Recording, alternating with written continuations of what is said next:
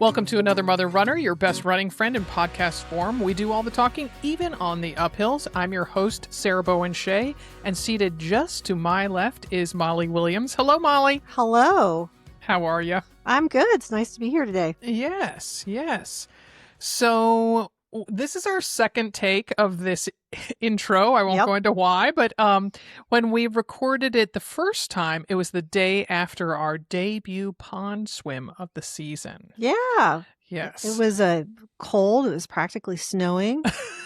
And you said, let's go swimming. We had to break the ice with our feet. Yeah. No. It was not. It was a beautiful day. It was Mother's Day, which I like, having the debut swim on a memorable date. Yeah. Yes. It was cool, but it wasn't cold. You know, so I have gone swimming twice since then, and I'm convinced that it got colder. Oh. It's been colder the next two times, in part because the week after we did that swim, we had kind of chillier, overcast weather. And we got some rain. Oh, there we did. Yeah. Yes. And because it's a quarry, it's fed from a stream. And I think when it rains, it gets more of that fresh water coming in. That's a theory. I don't know if that's true, but I think that's true. Yes. And I agree. It's also, it seems the water level seems higher than I remember it being. And particularly the feeder river that goes into it looks higher.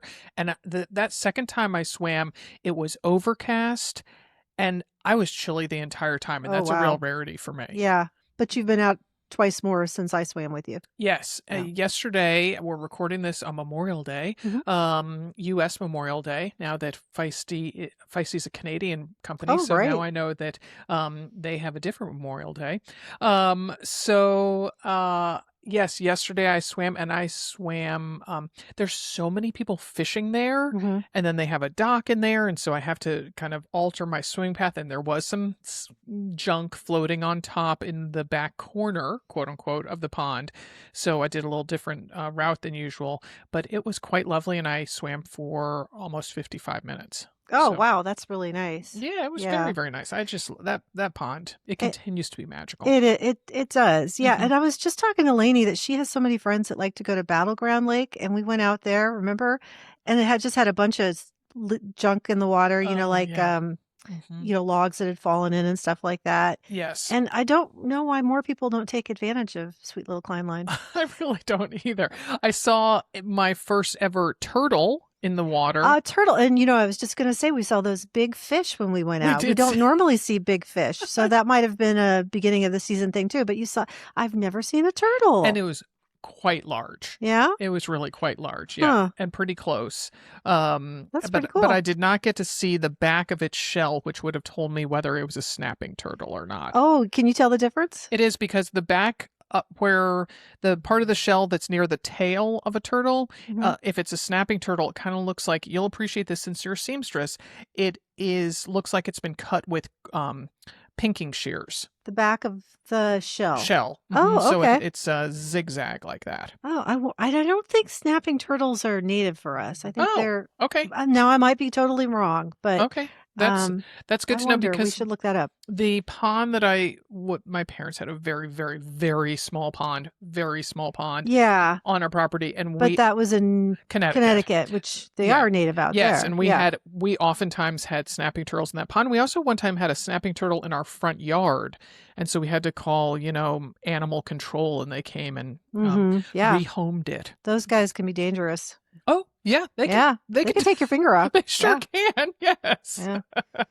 Well, I went for a hike this weekend. We went out to Ramona Falls, and that was lovely. But you have to cross the Sandy River, and they can't keep a bridge in there because every spring the bridge gets washed out. So you have to find logs to cross on. Oh. And I was very nervous. I just get myself psyched out about crossing these logs.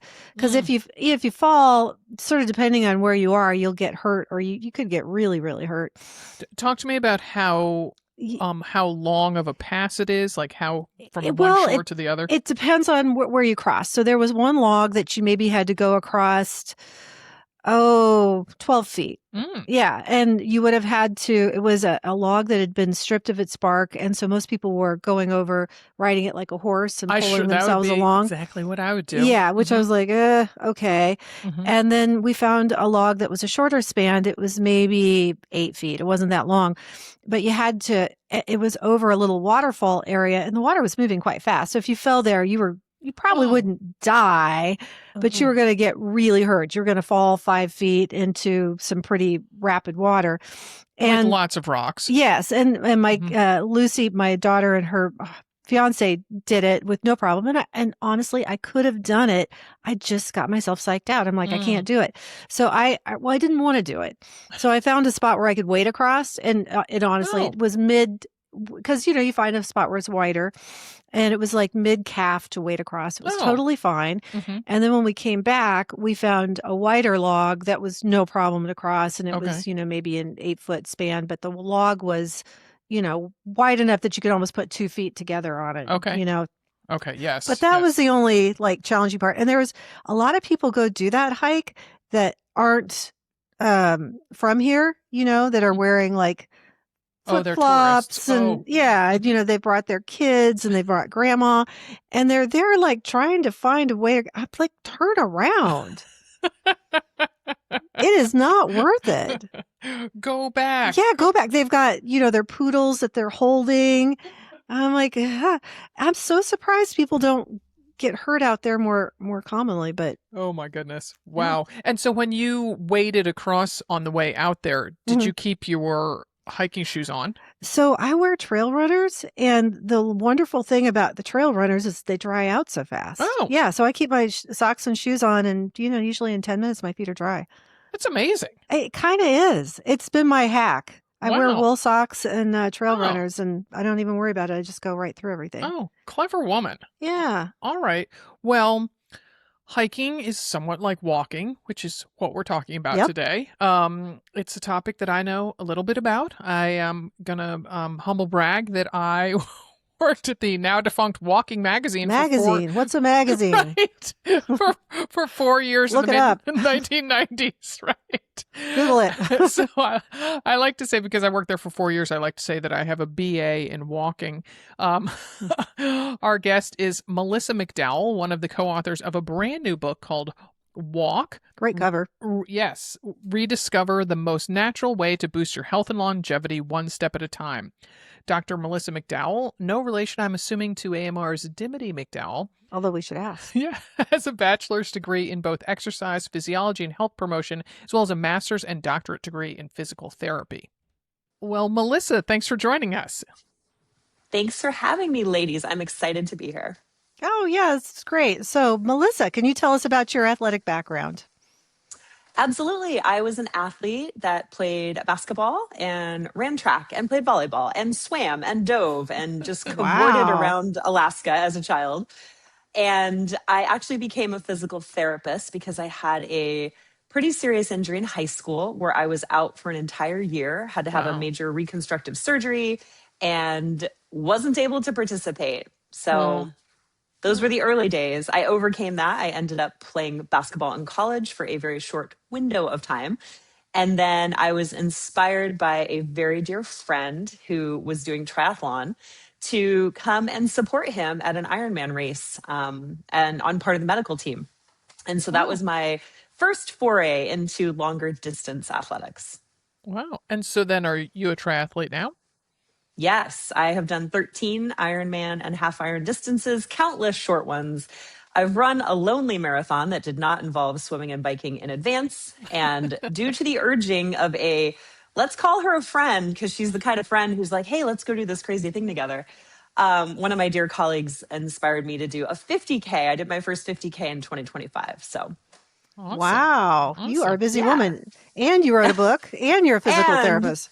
Yes. Jiminy Christmas. Yes. I'm getting an MBA right now at USC because I didn't think I had enough to do. I was like, oh my gosh. You probably make dinner too. I do. Yeah. We've got 2 kids. One's away at university. One is working as a chef. And then we have one 9-pound Maltipoo who seems to run the household. Nice. Nice. So, hey, my daughter's a physical therapist, and I just love her to death. So tell us about your physical therapy background. For sure. I trained at University of Colorado. I trained at Idaho State University. I have a master's and a doctorate, and I have been a business owner in physical therapy. So started an entrepreneurial journey very early on in my career.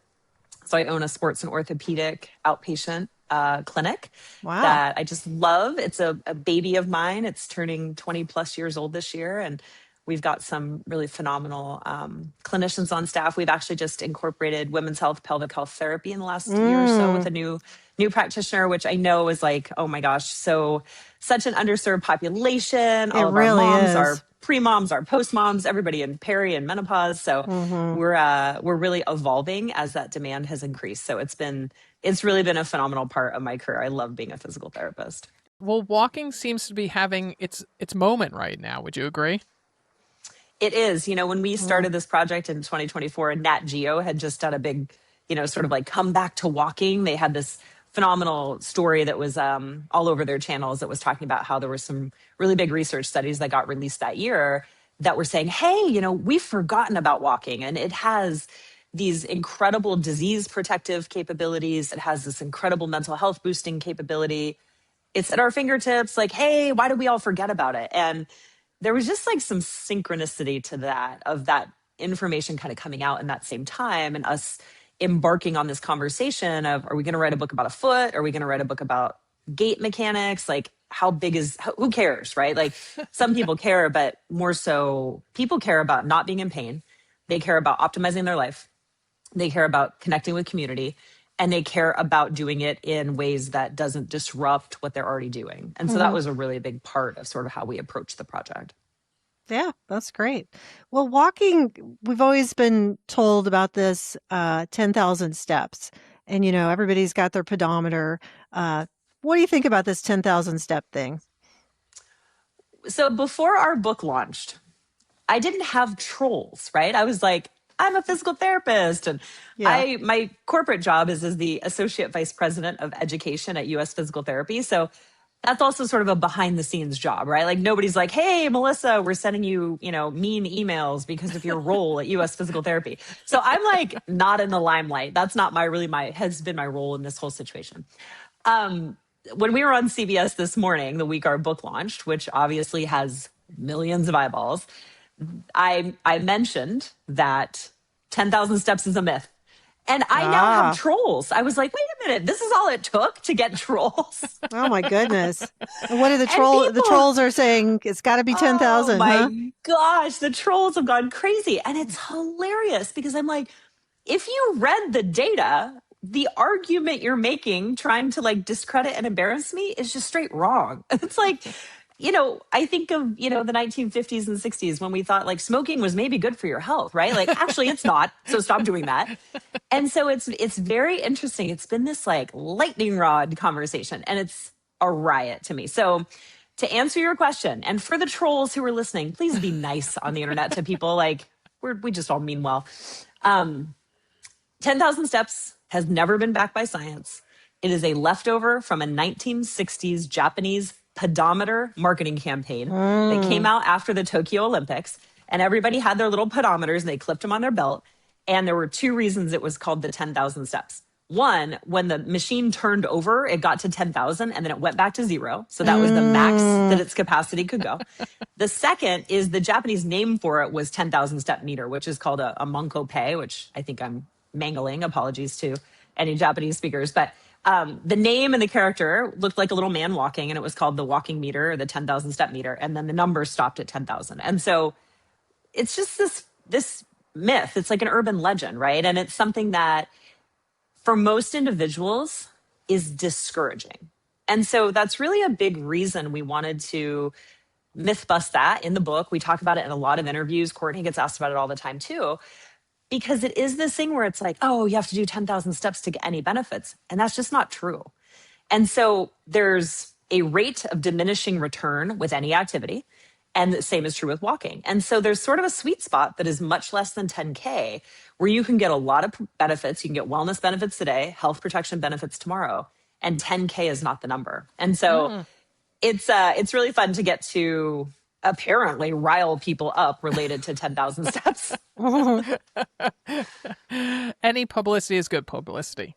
Yeah. So okay. So people don't necessarily need to take 10,000 steps per day, but you do encourage people in your book to take micro walks throughout the day.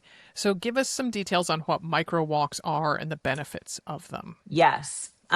There's two types of walking: ambient walking and intentional walking. Ambient walking is, oh, I got up and got a cup of coffee. I, zipped down to let the UPS guy in. I am walking around the house doing laundry. I'm cleaning, whatever. So those are steps that you take throughout the day that are not continuous. And then intentional walking is anything where you're like, I'm going for a walk and I'm doing this thing continuously. And the physiological and biochem shifts happen at about 5 minutes. And so we correlate the term micro walk at 5 minutes or more. 5 minutes is typically 500 steps. Most individuals walk at about 100 steps per minute.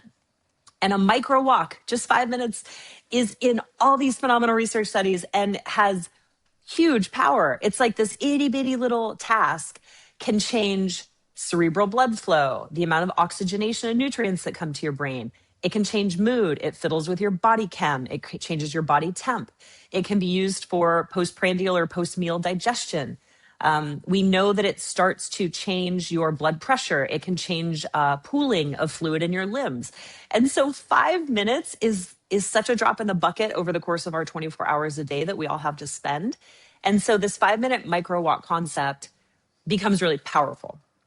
The other part that's really beneficial to it is it adds up. So if you go 5 minutes now, and then you go 7 minutes later, and you go 5 minutes later, now you're at 22 minutes of walking, or 17 minutes of walking. Not an accountant. I was going to fact check you, but the trolls Physical were. therapist, not an accountant. And so that is something that people are like, oh, wait a minute. So all these little bites count, which is sort of another disadvantage of that 10K or those conversations where it's like, you got to do it all at once. That doesn't fit into a lot of people's lives. And especially when we're talking to busy women, busy moms, I've got kids I'm running. I got to feed the dog. I got to deal with my spouse. I got to go to work. I got to do X, Y, Z. I'm supposed to take creatine and protein and do all these things and on and on. It's like little tiny bites count. And so I think that there's a lot of power in unlocking that for people and creating that permission to feel like, gosh, 5 minutes can make a difference. Okay, cool. I've got a phone call. I'm going to put my shoes on. I'm going to take that phone call. I'm going to add some steps. Nice. Is it more beneficial to have the short walks versus one long walk? It's 6 of one, half dozen of the other. It depends on what your goal is. And so that's a great question, because if I'm looking to improve muscular endurance and cardiovascular capacity, yes, I want to batch that walk a little longer. If I'm more so looking for like, man, I'm feeling stuck at work. It's 3:00 in the afternoon. I'm not feeling that creative. My mood's starting to dip, get a little fussy. That's when that micro walk can kick in, right? So it really depends on what your outcome is, almost like working backwards from that goal. And so I think I like to say it's like a salad bar, right? You want to take what you need, leave what you don't like. I like it. All right, we're going to take a quick break to hear from the brands that support us. Stick around for more words of wisdom about walking. So, talk to us as a physical therapist. What can runners learn from walking?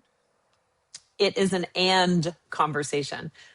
For runners, we want to think about, okay, are you training to complete? Are you training to compete? Or are you training to participate, right? So there's a lot of runners who are never going to toe up a starting line. And that's amazing, because that's not what it's about, right? It's about running with your friends or mental health or taking your dog out or seeing new places, right? And then you've got the runners who are completing a race. Like, I'm doing that 5K, I'm doing that half marathon, I'm doing a 50K because I want to finish the thing. And then we have the runners that are performance runners, right? And so because those running communities' goals are different, the amount of walking that you want to stack onto that running varies. Because if I'm getting ready for a race, and let's say I'm going half marathon distance, right? So let's say I'm running, 20 to 40 miles a week, or depending on sort of where you're at in that cycle. I need to walk on my recovery day. I need to walk after meals. I should be walking for my mental health. And that's different than performance running. And so it becomes a question of time at that point. And for me, the longer you're going, so if you're training for a 50K or you're training for big ultras, 100 milers, 100K, you're spending so much time and getting so many steps in those training cycles that a little bit of walking is great. But if you're somebody who's training for a 5K and that's a new distance to you, or you're going to do it to compete it, do it at the turkey trot, those sorts of things, I would say that person needs to walk more, right? So it's like, I'm a Libra, so I think of like that Libra scale thing. So like if I'm high volume running, I'm a little low volume walking. If I'm lower volume running, I'm a little higher volume walking. And it's all about finding that balance, because the running volume has tons of benefits, but the benefits are different than the walking benefits. Well, I think that feeds into something that what a woman told me last year. She said the more she walks, the better she runs. What are your thoughts on that? Do you have theory as to why that is? I mean, I think there's two ways to slice that. Is it that you're getting into a clearer mental state? You're feeling less stressed. You're feeling more empowered. You're feeling, there's great data on depression, anxiety, cognitive decline when it comes to walking.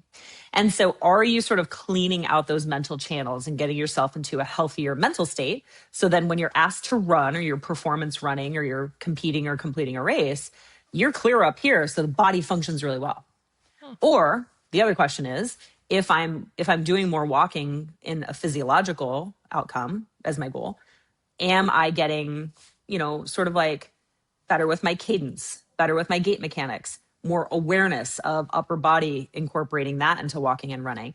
And so you can kind of think about like, okay, if I'm using walking as a recovery tool for running, if I'm using walking as a sharpening that sword, working on posture, working on cadence tool for running, you can see the physiological side as well. So I've definitely heard that from patients over the years, that when they are doing more of a blend and the discipline is different, it really does translate to that running performance. I'm not aware of any specific research that I could sort of like bring out for you gals that's like, oh yeah, there's these great studies where 5K runners who also walk so many steps per day had improved performance. But anecdotally, I definitely feel like I've seen that in my clinical practice. And from a physiology standpoint, it makes sense, right? Because walking has different benefits than running. And the combination is really where we tend to see that power. So then what do you think the ideal combo is for someone? The sweet spot for a lot of women in our community is the half marathon. Okay. So for someone we have a lot of women who always want to be half marathon ready, or they can, do several cycles of training plans for the year to do several half marathons in a year. What would you say is the ideal balance, and how can they make their walks serve their running best? Yes. I mean, half marathon's a big ask, right? I mean, that's not for the faint of heart. That's a big commitment. It's a intense distance. It requires very good musculoskeletal tolerance, very good musculoskeletal endurance, and the fortitude to go, let's say 90 minutes to 3 hours, kind of depending on where that pace settles in. And so for the half marathoners out there, where I would encourage you to put walking is this: put it on your recovery days. If you have an off day or just a strength day, you absolutely need to be walking. For women under 60, that's probably 7,000 to 7,500 steps. If you're over 60, so that's true. If you're under 60, it's kind of in that 7K range. If you're over 60, it's in about a 5,000 to 5,500 range. So that's important. So recovery day walks, I would say non-negotiable. And then on training days, I would love to see a walk at an opposite time of day from the training session. So if you're a morning runner, afternoon walk. If you're an afternoon trainer, morning walk. And the reasons for that are because a lot of the benefits you will reap from walking rather than running support your ability to stay injury-free, reduce the cognitive load and burnout of being in a training cycle. It can be used to help boost sort of your race day anxiety, worry about performance. And I think that it's easy to get on a training plan and do the work to train musculoskeletally for the half marathon. It's a lot harder to be cognitively and emotionally ready. And so in my opinion, and I think the science really backs this up, what we see is for those middle distance athletes and rec athletes, right? If you're a Nike sponsored performance athlete, like you have these people at your disposal to support you. So for the rest of us who don't have a performance coach and a physical therapist, a massage therapist trailing around, For the mom who's like, I have 3 kids, I'm a 5th grade teacher, and I'm running a marathon, half marathon. This is your independent way to have that sports psychologist, that moment to work on mantras, confidence, self-encouragement, calling a pal who's also in the training cycle, walking back and forth with them, chatting with them about what they're going through. It's your way to really tap in to the mental support and performance psychology support side of what you're able to do physically by having a program. So as a follow-up to that, you're saying if I'm a morning runner, then I should be, I'm training for a half marathon, I ideally would be doing a walk on the other end of the day. I mean, Is that a micro walk? Is that a 15-minute walk? Is the same, I hope it's not the same length as my run that I did that morning. Yeah. You have a very long day. Right. If we're trying to get people into that, health benefits really kick on at 3,500 steps a day. They top out around 8,500 steps a day. There's a little work, which is why that sort of rate of diminishing returns and the 10K is the myth, right? So between 3,500 and 8,500 is the sweet spot. And for most individuals, 3,500 to 5,500 is good. 3,500 to 7,500 is better.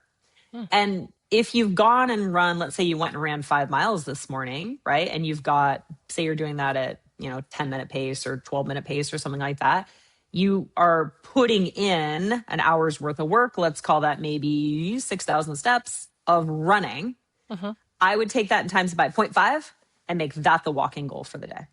And I think that can make it pretty approachable because it's like you are doing the loading, you're doing the musculoskeletal demand, you are training your cardiovascular system, but that's different benefit than walking. And it's a lot easier to separate those two if we talk about cycling versus walking, right? So if this was a cycling podcast and you guys had a community of female cyclists and we said, oh, these gals are going out and riding 30 miles on their bike in the morning, it'd be really easy to go, oh yeah, obviously cycling and walking have completely different benefits.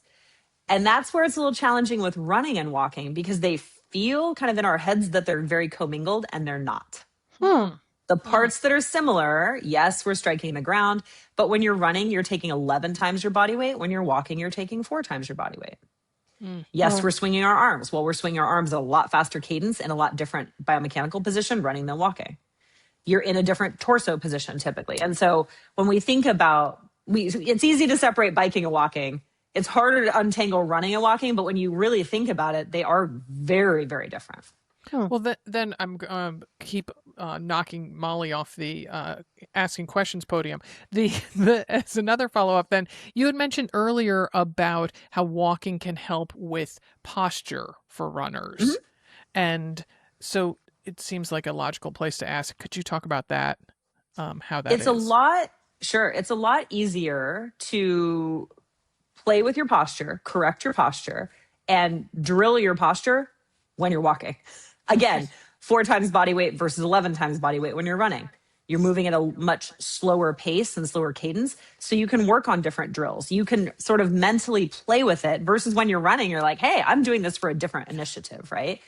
In our book, we talk about 4 specific walking drills that are phenomenal for people who want to work on posture. One is walking taller, which is thinking about just raising up out of your spine, tip of the crown of the head toward the sky or toward the ceiling if you're indoors, elongating that torso, getting the ribs to stack over the pelvis. So being really thinking about being vertical. Then we talk about, so that's walk taller. The next cue that we provide, which again ties into posture biomechanics, is walking softer. And as many of you know, and I've kind of looked at some of your other podcasts, you've definitely had great experts on who talk about heel strike versus midfoot strike. Should we be changing people's biomechanics, right? And overarchingly, as a physical therapist, for me, I don't actually care if you land on your heel or the ball of your foot. I care that it works for your anatomy and you're not in pain. So to put that to bed, strike on your heel all you want if that makes you more efficient. If you're a forefoot striker and that makes you more efficient because of your body type, your anatomy, so be it. So walking softer is the second drill. And walking softer is just being aware of whether you're a heel striker or a forefoot striker, how hard you're landing. You can do that on a treadmill. That's the best place to do it because it's very controlled. You can actually listen to your foot strike. You can also do it outside. And it's another drill that allows you to start thinking about upright posture, soft landing. The third is to turn the feet over a little faster. So we say walk faster. And that's really difficult with running, right? Because like most of us have sort of a comfortable, tempo cadence. And then we sort of have like I'm sprinting at the end because I want to look good for the finish line photo. And then the one where I'm like, oh, shoot, I forgot that I need to stay on pace and I'm excited and I'm running to give a kid a high five during the race. And now I'm sprinting. What am I doing? So you think about all those different pace conversations we have when we're in the midst of training or racing. Going a little bit faster when you're walking is much easier because you're not in that more advanced cycle. You're not in single leg stance as much. And so you can really think about, okay, can I turn these feet over a little bit faster? What does that do to the rest of my mechanics? So it's taller, softer, faster. And then the most fun one, which you really can't do running, is backwards. And backwards walking drills are a secret sweet spot for all the gals out there who have a hard time running uphill and they need to train that peach. Walking backwards is one of the ways. There are many ways, but one of my favorite ways to get people into their glutes, activating posterior chain, getting stronger in the engine in the back, right? Because, human running and walking bodies are like a train that has the caboose in the back, right? Like, right, we're trying to propel that puppy forward, bring that meat suit forward through the world. And so walking backwards is like sneaky good for that. Easy to do on a treadmill. The safest place to do it is starting on a treadmill because you can hold on, you can control the pace. But also like outdoors, as long as you know there's no obstacles. A track is a great place to practice because there's generally no obstacles on a track. Walking backwards is a secret sauce. I gotta say, so I recently joined a gym and I was doing a farmer's carry, and out of the corner of my eye, I saw someone on the treadmill, and I swear I thought it was Cousin It from the Addams Family because the person seemed to have, it appeared they had hair all in front of their face. And suddenly I'm like, wait, they're walking backwards on the treadmill. and then I swear the next time I was at the gym, I saw someone else doing it. Like they had a totally different hair color. Yes. And I was like, what is going on? Did I miss this memo? So yes. You did. And it's never show up to the party, even be late, right? It's never about being late to the party. Walking backwards is something that we should not gatekeep. Everyone should be doing it. And if you really want to get fancy going backwards uphill, you want to be sore the next day, I guarantee you, unless you've got glutes of steel and you're like Simone Biles and can do 47 backflips, you are going to be like, oh, who do I call? I need somebody to help me sit down on this chair. So backwards walking, backwards uphill is, chef's kiss. I'm going to give that a try. I mean, yeah. Good idea. Yep. So and along when your with butt's sore, you can thank me. Yeah. So along with the walking, do you suggest that you walk pretty vigorously, like get your heart rate up, or can that just be a recovery, I'm going to be at a real casual pace walking? And again, if we're talking to the running community and it's like, I trained this morning, I'm walking for recovery, you've already done the cardiovascular work. And so we don't want to drain the water out of the bottom of the bucket, right? Like we're not looking for more volume, right? The last thing we all need is more volume. Right. So my opinion is it always varies kind of depending on someone's goals. If you're returning after a layoff, you've just had a baby, you've been injured, you haven't ran or walked in 3 or 4 or 5 years, then taking it a little more vigorously can help you start to really rebuild that cardiovascular engine. But if you're someone who's like, I do a half marathon every year, I do a couple every year, I'm fit, I have not had a significant layoff, take your walk as recovery. Okay. You don't need more volume, right? Don't make it a second workout. No, leave your Garmin at home. Like we don't need to be collecting data for this damn thing. Like let's just find the time, right? Let's say, okay, I'm going to go out. I'm going to take my spouse. I'm going to take my kid. I'm going to take the dog, whoever. We're going to do 5 minutes at minimum, infinity at maximum, right? Like if after we're going after dinner, like maybe that's 5 minutes, maybe it's 20, right? Pace is an interesting conversation though. So let me ask you a trivia question, gals. What do you think the average steps per minute walking pace is for like a healthy individual who's just like walking, right? We're not trying to get fitness. We're not late for the Uber. We're not running through an airport. What do you think that pace baseline is? 45 to 50 steps a minute. What you got, Molly? Well, so I don't know what that would be, but I would think like 2 miles an hour. Oh, we want a pace. Because I don't know how to both good. do your steps. So no, those are both good. So 45 to 50 is glacial, Miss Sarah. Oh. So I challenge you to go try to walk at 45 to 50. You're going to be like, I'm never going to get there. So a person who's uninjured, who's not carrying something heavy, is most of the time walking between 80 and 90, which I think you'll find surprising. But the next time you're out and about, just like walking for general health and you're not training, you'll probably be in that 80 to 90 range. That's pretty typical. On a treadmill, that's 2.5 to 3.25 for most individuals, right? Is typical, normal, baseline pace.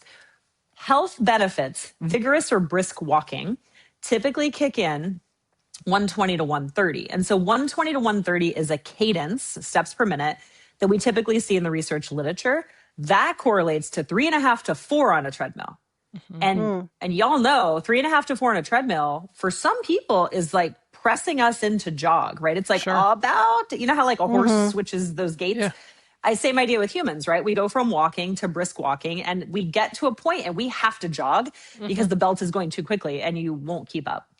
So for most of us that are, if you're not 4'1" or 7'1", for kind of in the bell curve, normal height and weight, around 4 is where we're like, all right, that's fast. And then you get over 4 and most of us have to switch to a jogging gait pattern. And so that 80 to 90 is pretty typical. 100 or more is good. And 120 to 130 is what we consider to be brisk.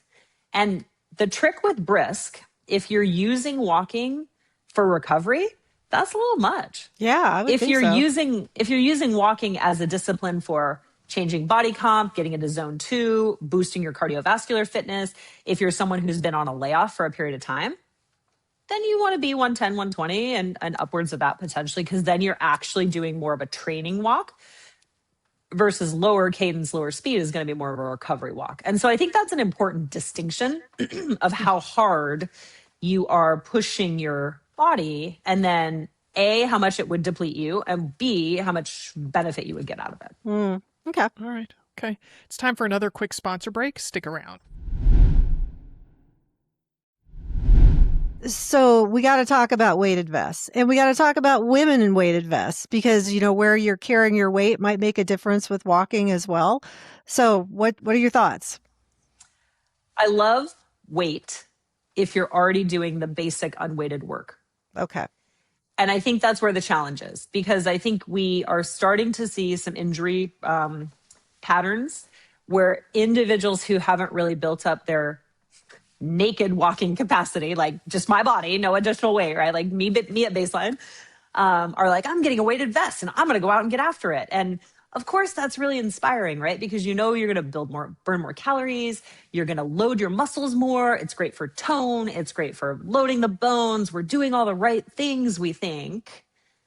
But it's also like, is your body ready for that additional load? And so I would caution everybody who has bought a weighted vest in the last couple of years to be very gradual with your ramp. And being gradual with a ramp is important. It's a conversation of gradual ramp of the amount of weight that's in the vest. Hopefully, if you purchase one, you get one that has a removable weight so you can kind of customize how much load and distance. There is and weighted vests are challenging, right? Like depending on how busty we all are, they clamp down your rib cage. So they sometimes make it a little bit harder to breathe. Sometimes there's like moving and chafing. So weighted vests, I'm imagining you gals have tested them. I have one. They're not the most comfortable piece of equipment, right? So there is a new brand. There's a brand that's just emerging called Walkfully. They're doing a lumbar loaded belt. And I am a big supporter of what they're doing. There's really good data for lumbar loaded belts. Yeah. And you can also get the benefits, but you aren't compressing your chest, breathing, and there's way less risk of rubbing and abrasion. Well, I heard that for women, it was better to load on the hips, that, we're not typically really muscular on top. And so the weighted vest is, kind of not our physiology. And that doesn't make a whole lot of sense to me because it seems like it would all translate down your spine. But I think maybe the lumbar weight is going that direction. Is that right? I don't think that gender necessarily plays into it's going to be body type that actually plays into it more. So if you think about a gal who's more apple shaped, right? So bigger on top, smaller on the bottom, versus someone who's more pear shaped, right? Which is like two very common body type presentations for gals.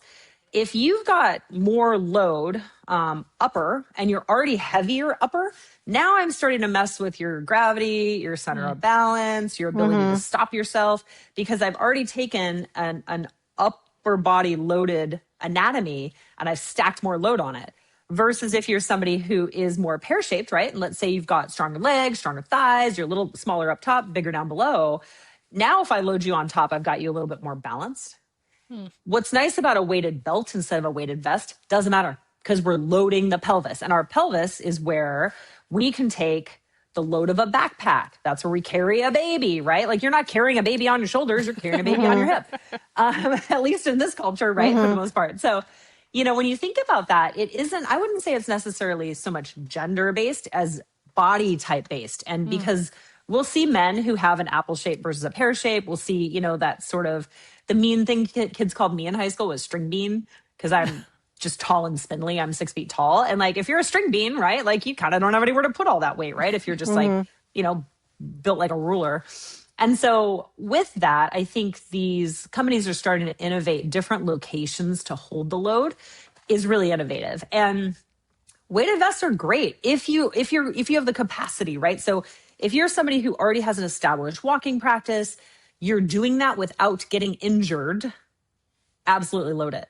But if you're somebody who is new to walking and you're struggling with soreness or, periodic injuries, or my Achilles a little irritated, or my foot's feeling a little cranky, the last thing you should do is add additional load. You need to get used to managing your body weight before you add more body weight. So for me, a weighted vest or weighted belt is an earn the right conversation. You got to be able to manage you before you add more to you. Because if you add more weight to you and you're not managing your own initial body weight very well, it's a recipe for overuse injury. And we see that in the clinics, right? We see people who come in, they've got, stress fracture is now called bone stress injury, right? So you have somebody that comes in and they're like, I have a bone stress injury. It's showing up on imaging. Well, yeah, you ramped your volume too fast. You don't have the capacity. Perhaps you're not in the right footwear, what have you. And yes, your body's responding saying, hey, pump the brakes, right?